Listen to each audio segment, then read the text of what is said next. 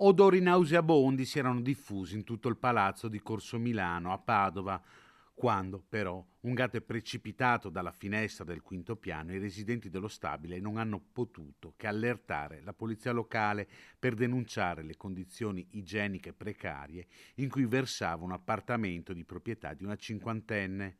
Quando gli agenti del nucleo tutela animali della polizia locale di Padova sono entrati nell'abitazione con i medici veterinari dell'esercito, hanno trovato ben 47 gatti, alcuni anche appena nati, tutti malnutriti. L'appartamento era sporco e maleodorante, i felini, senza acqua e cibo, girovagavano tra escrementi e immondizia nelle stanze chiuse e completamente buie.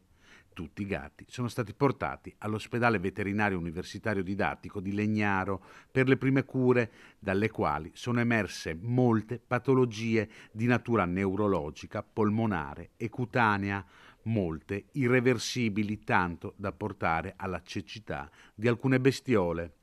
Gli agenti si sono quindi recati nel quartiere Mandria, dove risulta residente la cinquantenne. Anche in quel caso l'abitazione era sporca e maleodorante e vi erano presenti dei gatti.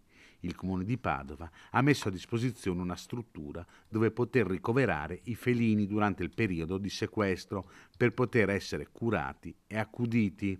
Dall'indagine è emerso che molti degli animali erano stati prelevati da colonie e accumulati all'interno dell'appartamento.